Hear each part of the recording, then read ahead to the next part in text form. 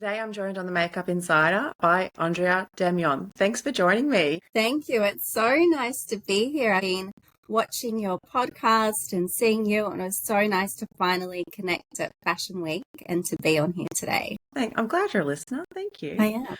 Now tell me a bit about yourself. Tell me, when it comes to work, how you've gotten to where you are. A lot of side steps, a lot of deep breaths, and kind of really took a long time not for me to compare myself to other people's journey. I kind of let that go probably about a decade ago. Like, I'm in my 40s now, so a while ago. But I started in my 20s in my makeup career.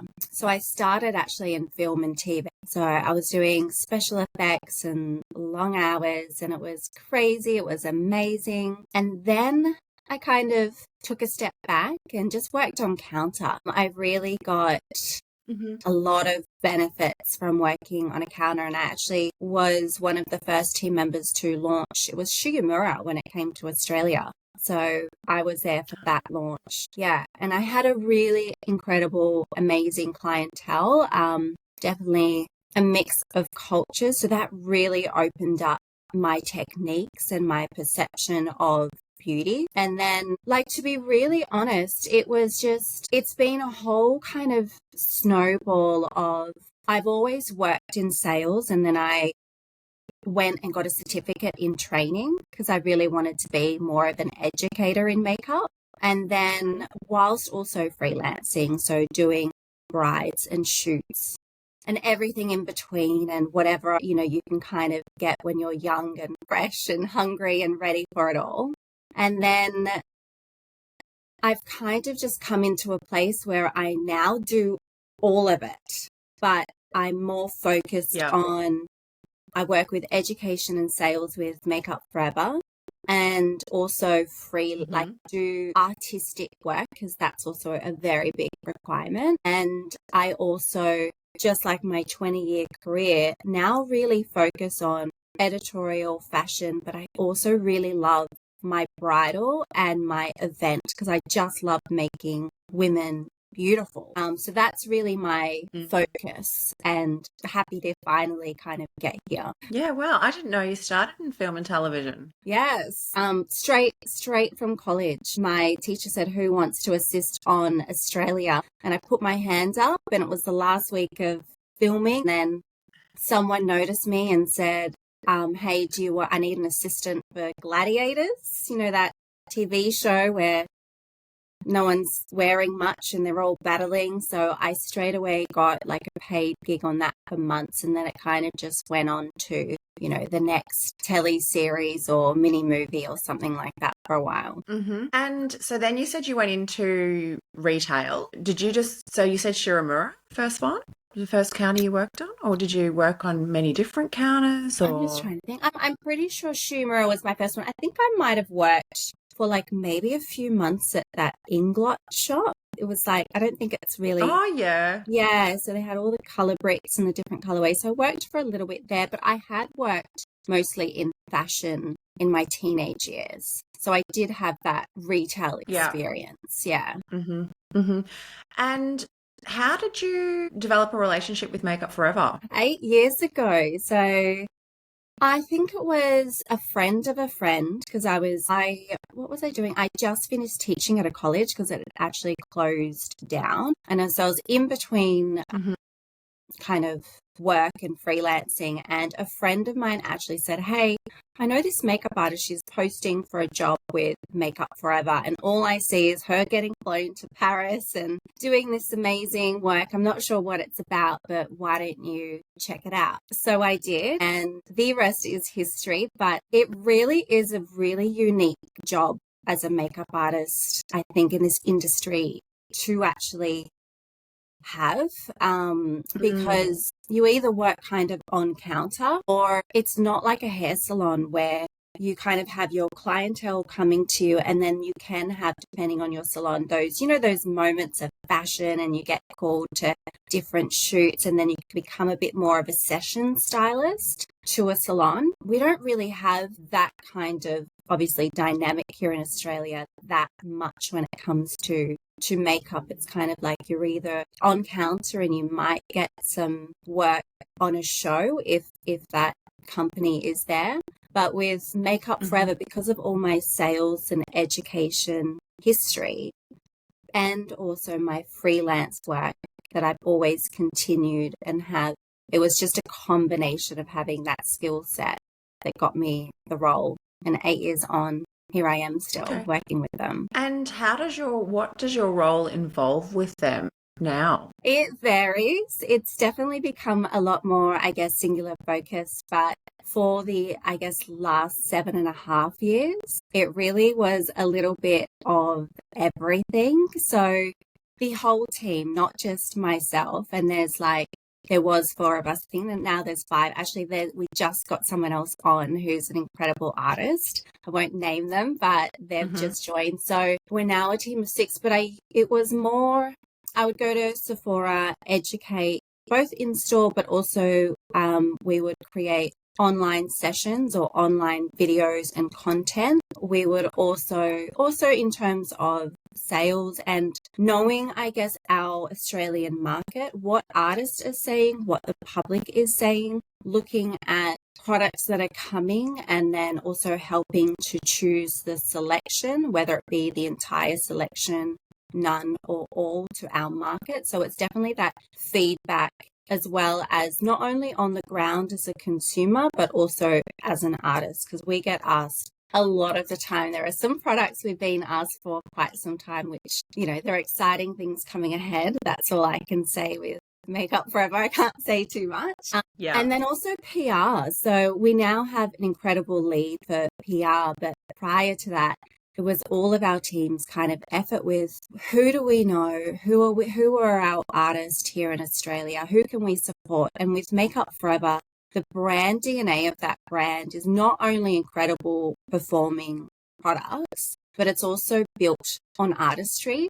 Of course, it's in the consumer's hands, but we really started years ago just giving and gifting to artists where we just want it in their kits. It wasn't necessarily that they had to have huge followings, although there's moments of that, of course, but Makeup Forever, it's very much about supporting artists as well in how that they create with the product and things like that. So there are a lot more other things I can barely think of right now, but in many aspects of the business as such, it's just really getting it in the right hands and letting the product speak for itself and supporting people along their journey. Yeah. Is it a full-time role for you with Makeup Forever, or is it a part-time thing? At the moment, it's full-time. At times before, I've been part-time, just depending. I had maternity leave and things like that. And thankfully, I had it during COVID as full-time.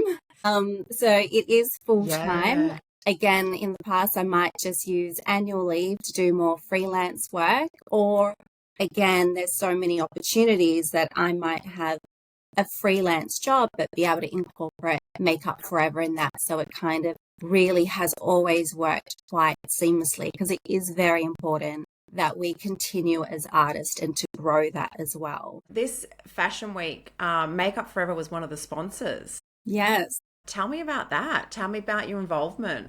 So my involvement for this Fashion Week, we had someone her name is Carissa. She's an artist too, who I'm sure you've met. She did a lot of the organizing for Fashion Week with our general manager, just in terms of sponsorships and directors and opportunities like that. So in the lead up, she managed a lot of it this year. It was a lot to do, but previously as well, what we would do, there's quite a lot of stages, which I guess no one really sees or understands. But in the lead up, it's really looking at, I guess, the directors who reaches out to us. Plus, we have a lot of last minute artists directors reaching out to us. And there are relationships we've already maybe established previously. So, for example, Pinky being one of them that we've worked with quite a few times at Fashion Week. So things like that happen where there's meetings, conversations, and also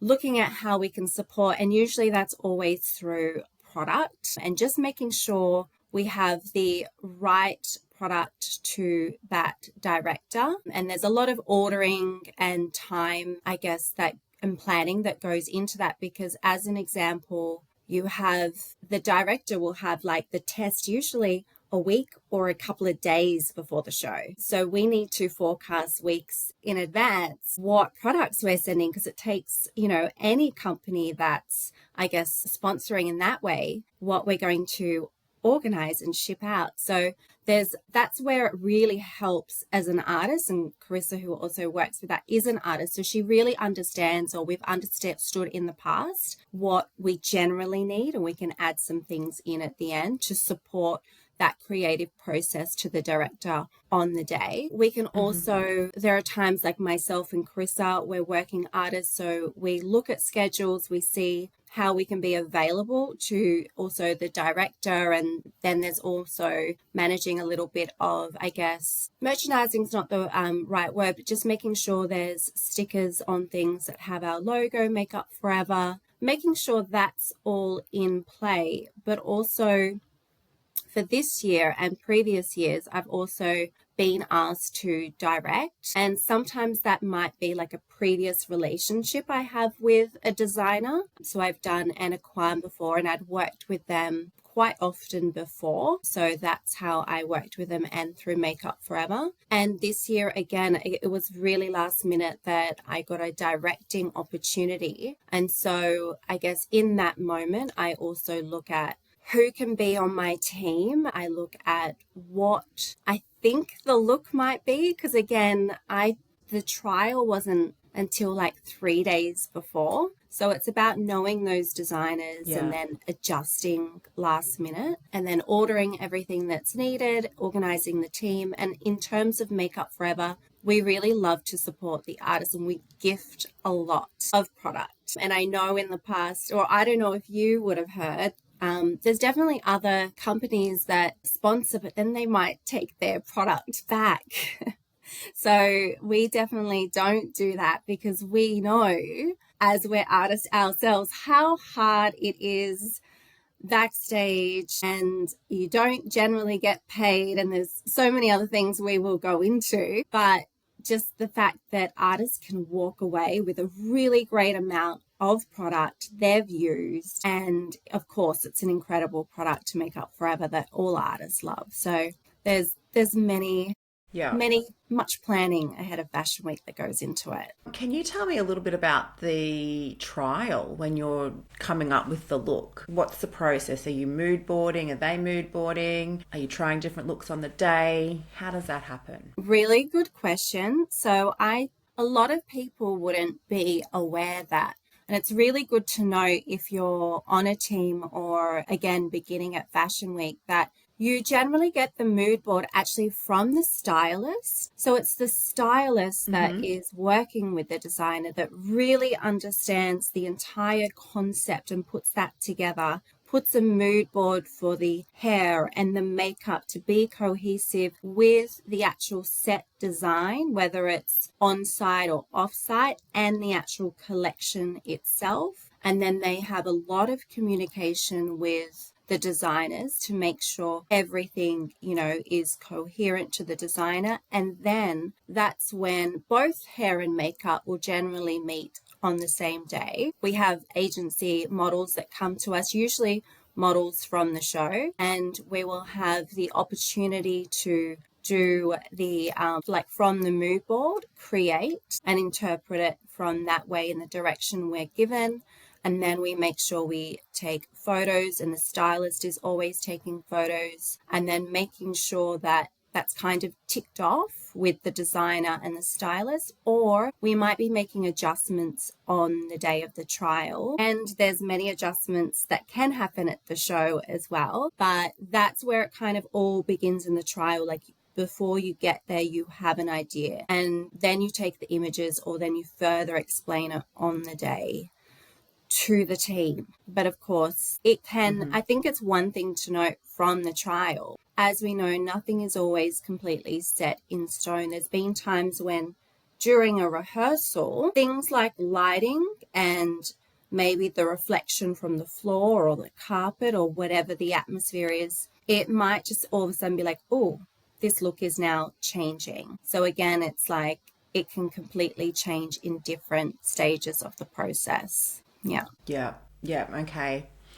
I mean, I've been on some shows before, and yeah, it's the girls have done the run through, and a lot of the time with hair, like they'll be like, "Oh, we just love how they wash their hair, and it's just bouncing through the air, and it looks so natural." So you don't have to do a lot, Yeah. Maybe not so much with makeup though. I'd love to talk about getting on a team. What do you look for? What's the process? What are your tips? There are so many different ways. It's definitely changed from back in my day how I would have got on a team.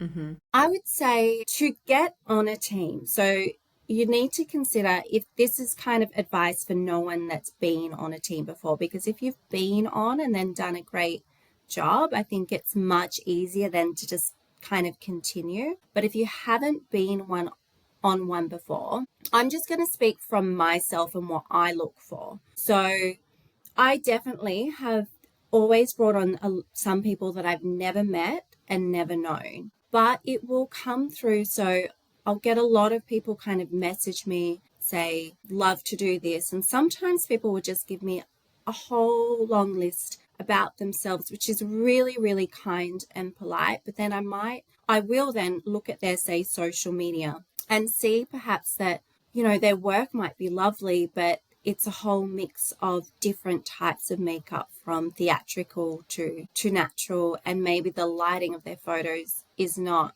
considered in that moment. So if you haven't been on, I guess, a show before, I would ask yourself a few questions first. So when I hire someone, I have someone that I know can cover any type of skin coloring, like tone. That's so important for me, so important that people can adapt and change and take feedback. So you'll know, like working at Fashion Week, it's definitely not about criticism. Like we don't like negativity whatsoever. We like a team environment, really good vibes and hard work. So if anyone comes with feedback, it's really just, the adjustment that needs to be made for the overall result. So someone that's good with feedback, and someone that I've had people that, again, on their social media might just do beautiful makeup, like whether it's event or bridal. But I don't overlook that because they're working with different types of skin too, and not just models. So I know they can handle any skin type.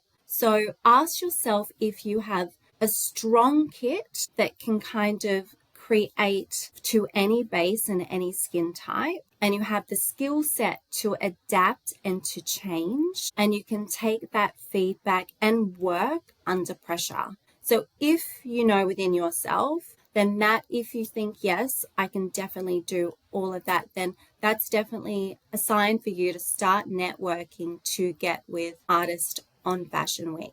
The way to approach it really varies. I'll talk to maybe social media as an example right now, but there's not just social media, and definitely don't just use this because it's not, necessarily going to work for everyone, and it wouldn't. But look at the directors of last year and this year. Who directed? Follow them if you like their work. If you don't, then don't follow them. Like, you want to follow people that inspire you and that you want to be around. Also look at who was on their team. So every director will always have at least 3, 4, or 5 artists they have worked with quite a lot over the years, and that they know that they are capable of anything. So if a recommendation comes from one of those artists last minute when they need to fill a spot, more likely they're going to not even think twice and go, yeah, absolutely, bring them on. Fantastic.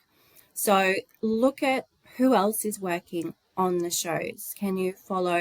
But it's not just about following, because it's, like there's just a screen. You want to engage a little, not overly as well. You just want to be genuine and appreciate people's artistry, their work. That's really what it's about. Just you being inspired and appreciating, connecting, not necessarily going, this is what I would love your work, and this is all what I'm about. I would say approach things like that gently and authentically, because so many artists are very empathetic and we really can feel that energy when people just want, and when others actually really appreciate and are seeing you individually and be like, I would love that opportunity someday. And that's kind of where they leave it, but you still kind of feel their joy and their inspiration. And I know that's social media and there's just a screen, but sometimes you can really sense the people that really just like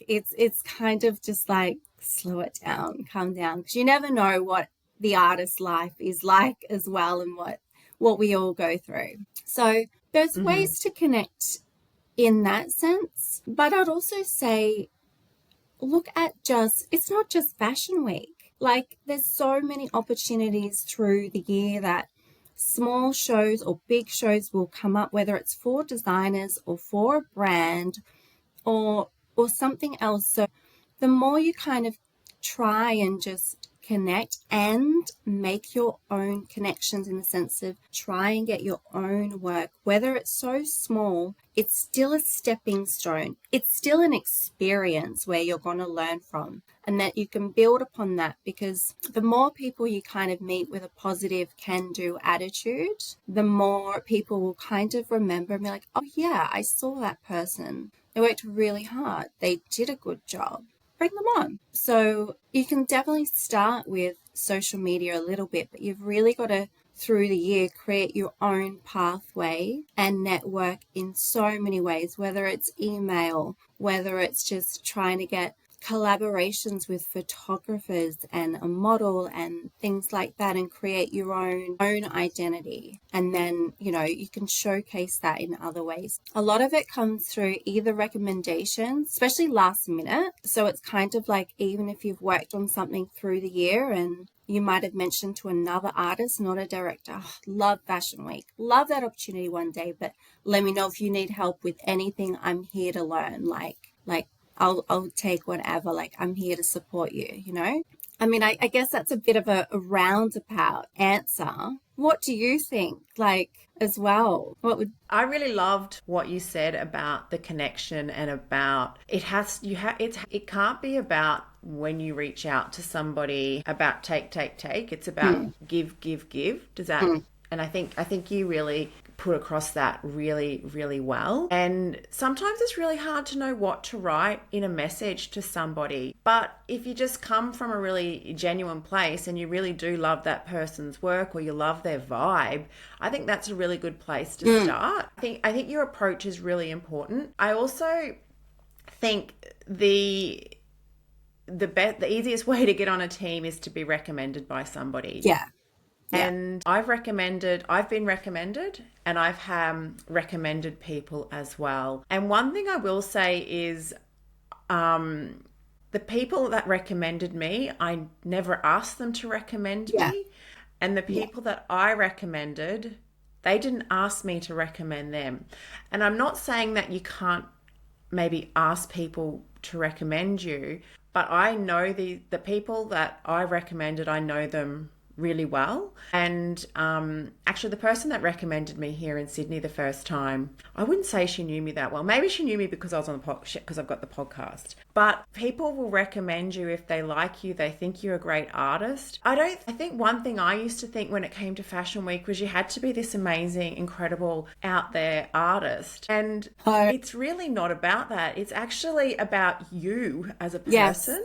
Yes. And how easy you are to be around and the energy you bring. Yes, right? Definitely. Because a lot of the times the looks really aren't like really complex looks, maybe unless you're on Pinky's team and you're doing Romance is Born, where they're amazing looks. Yeah, it's crazy, it's good. But I think a thing with me with Fashion Week that took me a little while to learn was that you're actually interpreting someone else's vision. So when you get critiques and tweaks on the looks, it's actually because the artist is seeing something because it's their vision.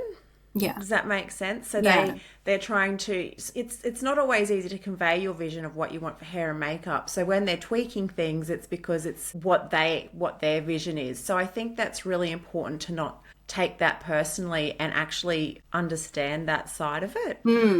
But I really wish that I knew earlier in my career, working wasn't about how good you were. Like as an artist, obviously you have to be able to do makeup. But things will come down to more you as a person, your kindness and being genuine more than anything else. Yeah. So start making the connections now, I say, with people, and don't just like you've got to go in softly. You've got to be patient. You I was do. very impatient early in my career and I still, so impatient, you know? And now I've learnt some patience and I'm in my 50s and I'm like, far out. Yeah, yeah, I feel you. patient, genuine, and Yeah. just, I don't know, just I love connecting with other people. Yeah. So, yeah, And I think that I think the advice majority that you gave was great.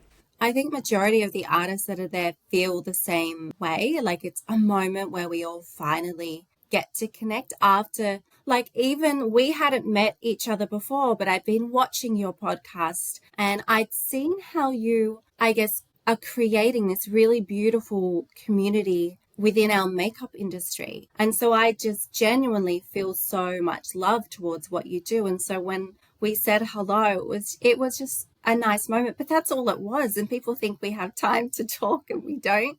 But also you don't. You're lucky to go to the toilet, but we'll get into that later. But you Yeah. also drew on a really good point. You don't have to be all loud and a big personality. But what I will say is the difference sometimes between one person and the next, why I'll choose one over the other. And I'm just going to be really honest. Like unless I'm talking about work or in my work mode, I'm actually way more introverted.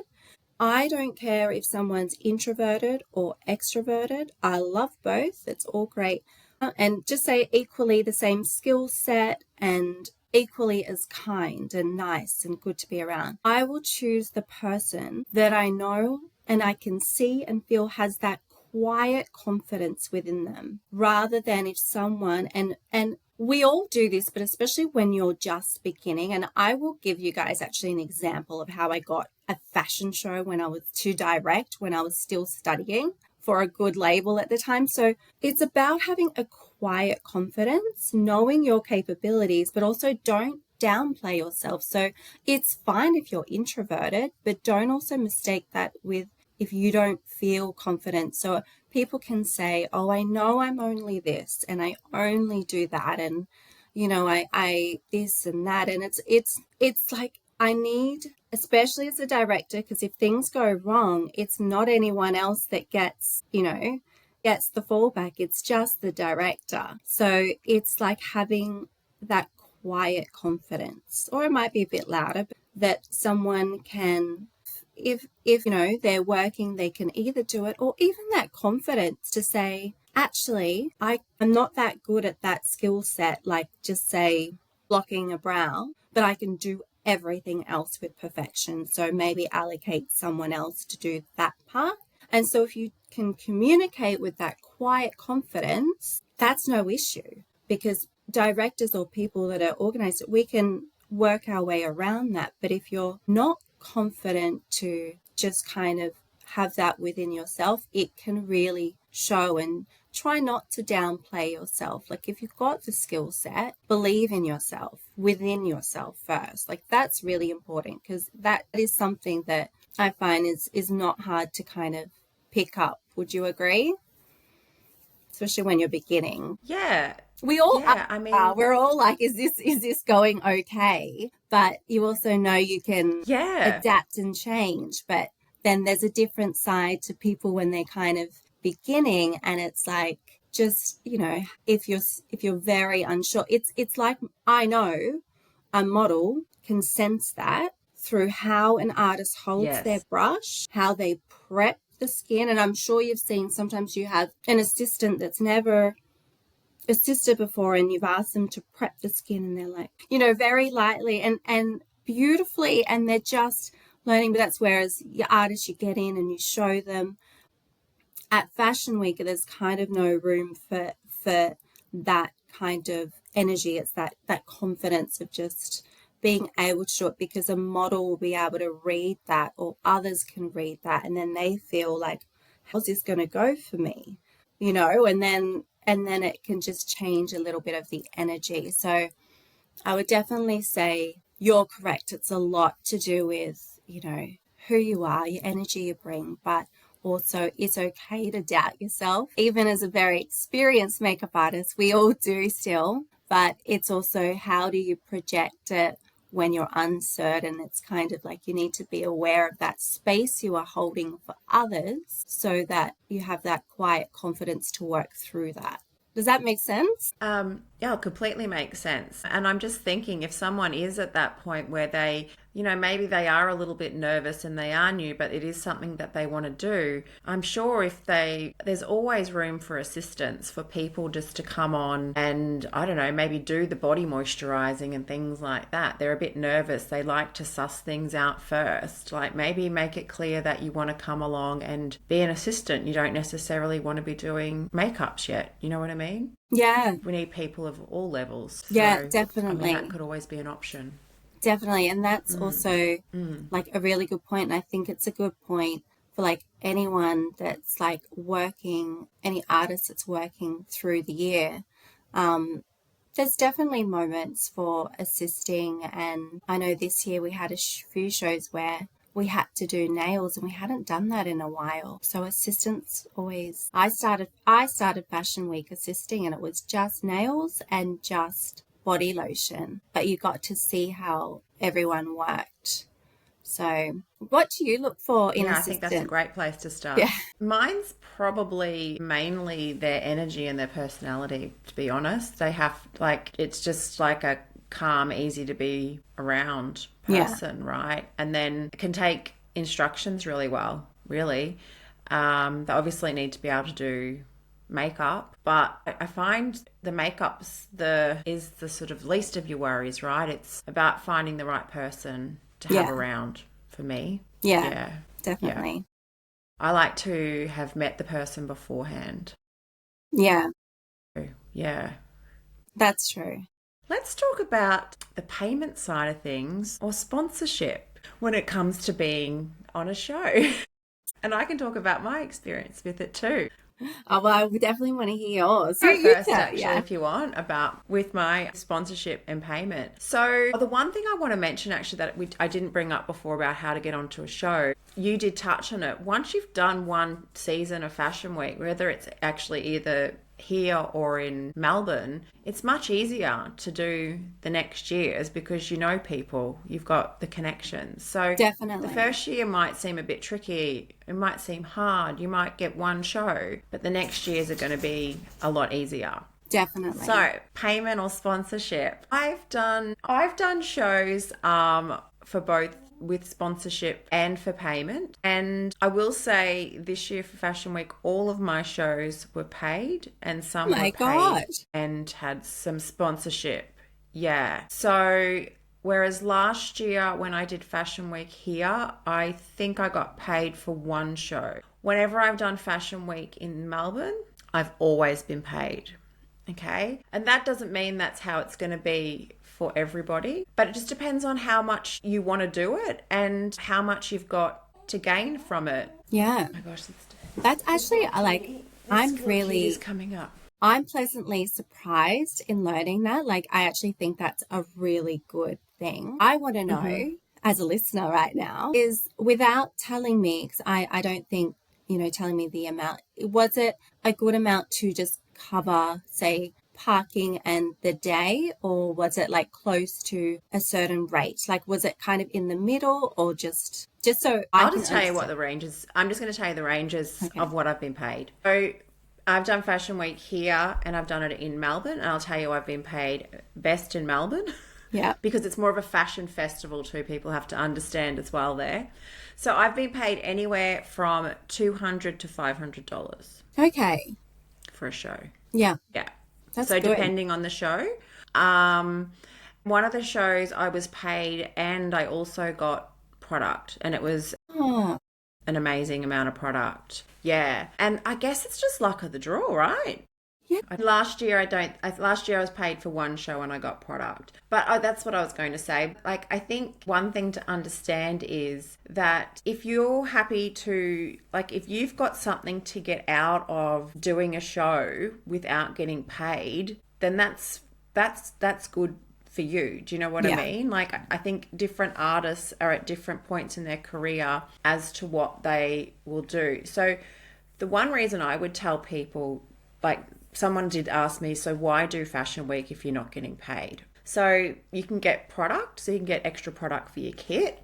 You can be inspired, learn some different makeup techniques from a different makeup artist. But the biggest one, I think, with doing Fashion Week is just all the connections you make and all the people you meet.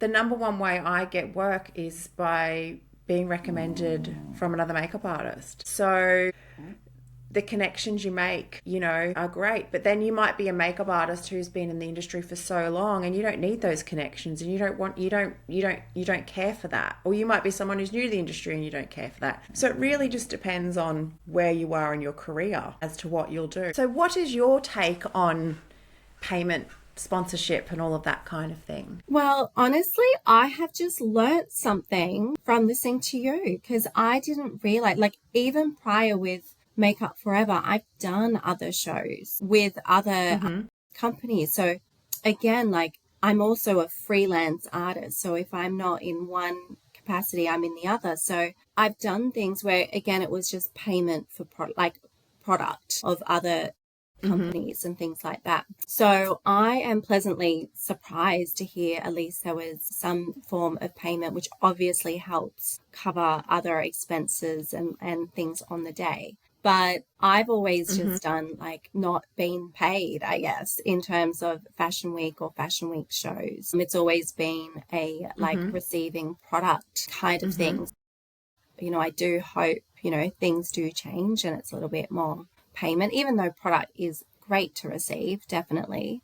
It'd be nice to have a mix of that. But yeah, at the moment, for a lot of shows, you know, that I've worked on or worked with, or other artists as well, it's product. So that's also something to know. It's just, I guess, you know, with two artists with different answers, it's kind of a luck of the draw on what show you're on, what kind of payment it is, and what you'll be creating, really. You don't always have that insight until closer. What's your reasoning for doing shows if you're not receiving money? I mean, always, it's different because obviously I'm working with Makeup Forever, but even in terms of my freelancing and having done it outside of that, it's at the beginning of my career and in the middle, it was definitely more experience and connections, and all throughout it's definitely the energy. Like, there is not a moment where I haven't learnt something, or even the way a director has spoken or explained. So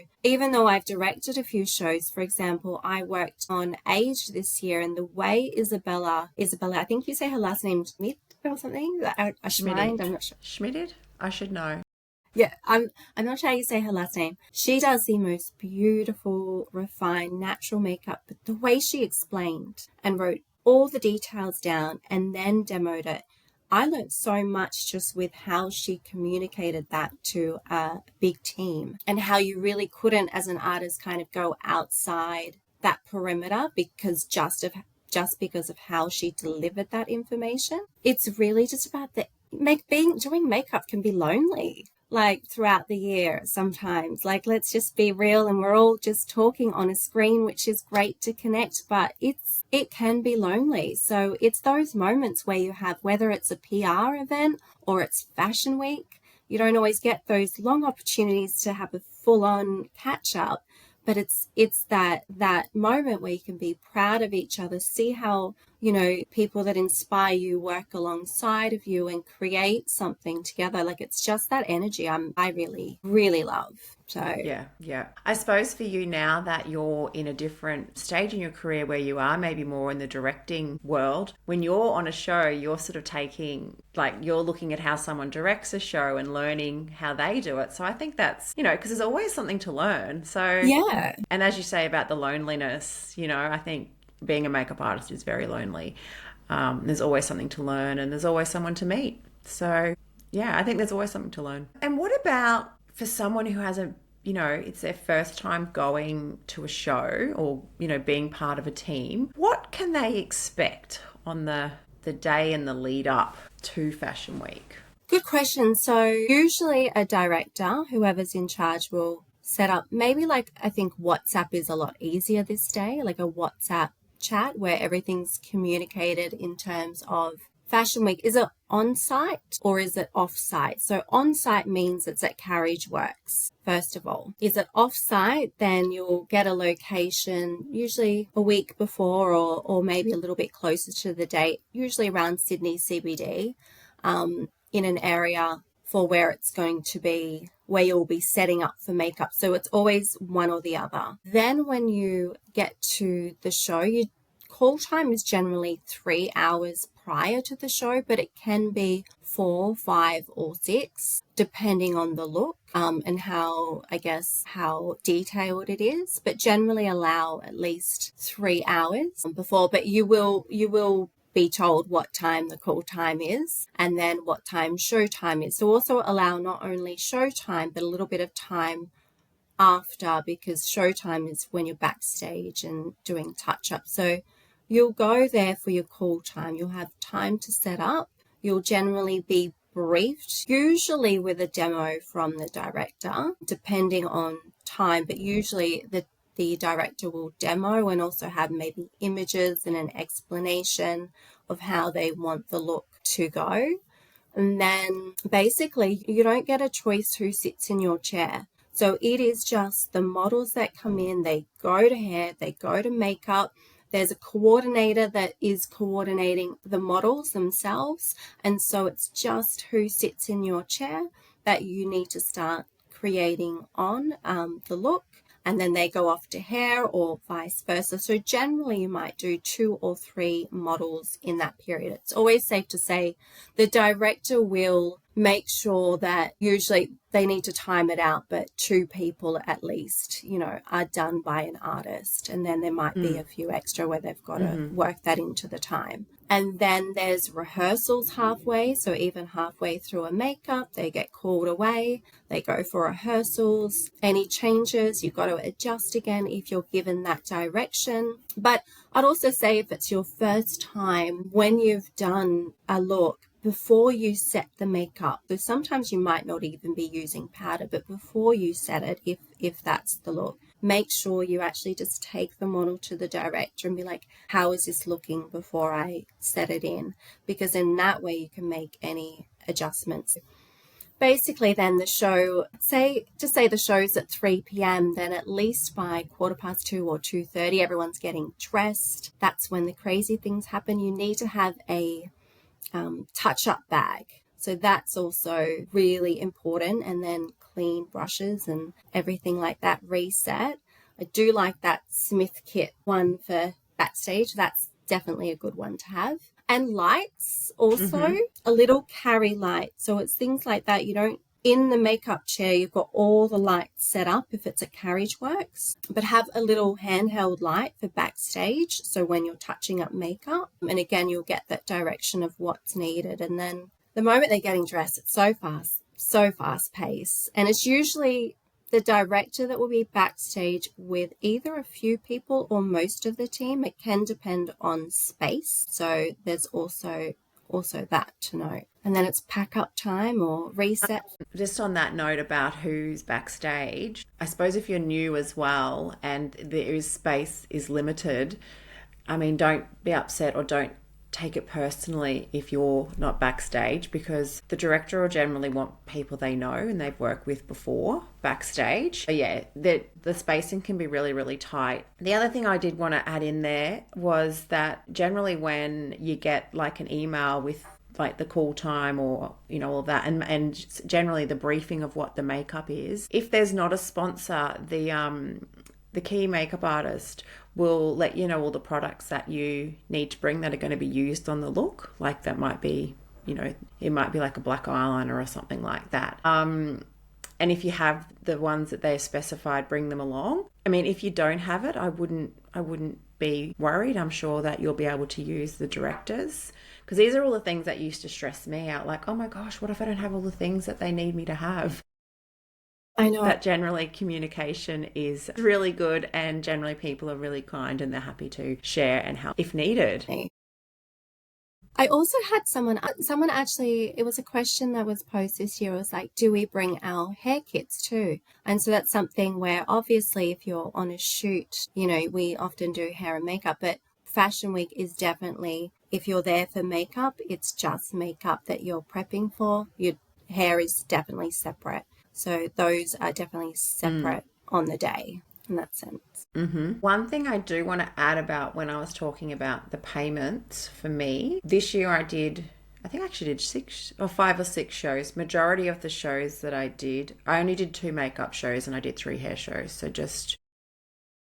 That's a lot. 5 is a lot. So I was paid. Yeah. It was fun. I loved it. Loved it. It was so good. There was another question that someone did ask me actually, and I'll give my thoughts on it, and then I'll pass it over to you. She mentioned that should you do shows with makeup artists whose style you don't align with? And I guess there's 2 ways for me that I would look at this. I probably would do shows with makeup artists whose style I don't align with. And the reason I would do it is because I'm always up for learning a new technique or learning how somebody does something. For me, I would 100% do it, but then maybe other people wouldn't do it because it doesn't align with their style, and then they can't maybe get a photo out of it, or they can't post it. So I guess that's just up to you on what you feel like you're going to take away from it.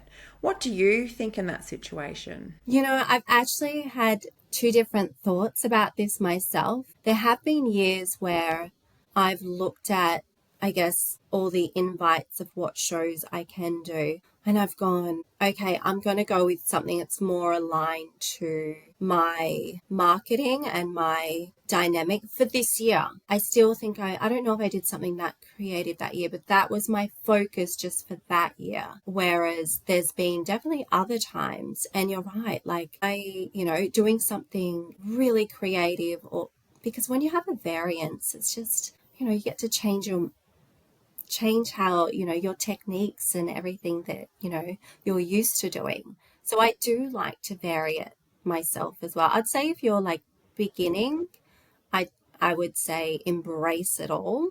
But then the further along you go, each to their own. Yeah. I don't think there's a right or wrong answer to that. Yeah. But I understand why some people don't do it. Yeah. Yeah. Yeah.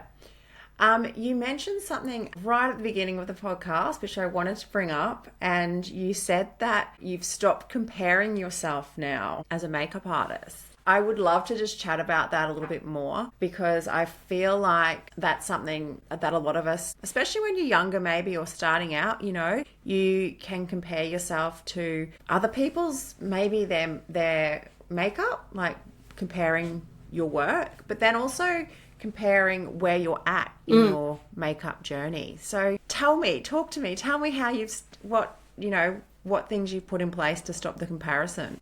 In a nutshell, like I began film and TV and was trying to move more into editorial and fashion, and I was assisting some great artists back in the day like Max May and many others. But then also I'm struggling at that point, and I need money and I need to work and I'm barely getting paid. And then I see other people that were, started the same time, just traject on the way up in that way. But then I, again, took roles more in sales or learning skill sets. So I've always been in makeup and beauty. I've just kind of developed different skill sets in that space as well as artistry. But it really became more so at 30, or actually just after. I was actually 34 because I'm 41 now. So not that long ago in comparison to the whole journey, where I just looked at it. It was even more so the last few years where I'm like, I actually like where I am. I like the fact that, so I'm a single mum and I have full care of my son. So I actually like structure. I love having my brides and my event clients creating my day well in advance around that. I also like the fact that I can go into editorial and fashion so easily. But I'm also, if I still compared myself, young artist or any other artist that doesn't have a lot of that responsibility like I do at this point in my life can take every job last minute and do so much more. So again, there's no comparison because everyone has a different journey and a different lifestyle behind the scenes as well with what they can do and how they can adapt. So I just, being an artist and a freelance artist, I also know that when you compare, people might look at you or I or many others think they've made it, they've done all of this, when really I acknowledge where I'm at now, I think more due to my maturity, but as well as you're only good as your last job and your reputation and how you develop your skill set all throughout. It never stops. So, it's a journey. It's not a comparison anymore, I think. Yeah. Yeah. Well, thank you so much for sharing that. And it's been great talking with you. And I love meeting you at Fashion Week. And I'm sure I'm going to see you around a whole lot more. I was going to say there's actually one thing we should cover quickly, and that was social media posting of Fashion Week. Because I just remember. Yes. My son might walk in, by the way. Yes, okay, I can hear him. He might make an appearance. All right. That's fine. Yep, he's hiding. He's pretending not to be here. As long as you're quiet. So in terms of social media, if you haven't been before to Fashion Week, obviously, I mean, you would know never to post in real time ever before the show, even in preparation. But also, you want to post and make sure you credit everyone in the show. So the director of makeup, the director of hair, the stylist and the designer. That's kind of at least just knowing that with anything that you post. And post, I mean, what would you say? I'd say post your own work, and then you can obviously do more eagle view of like the whole feel of everything. What would you say? Yeah, for sure. I mean, I generally just have, it's a bit different when you're doing hair as well, because you don't always finish the look. I think when you do makeup, you sort of you do the whole look and you can post it, if you know what I mean. Depending on the hairstyle, it depends on what you post. I generally look what other people do, what they're posting, and I'm like, sometimes I'll get inspired. Like I'll just, or a lot of people wait until the photographer's photos comes out as well from the show, because oftentimes their photos are beautiful. So if in doubt, I say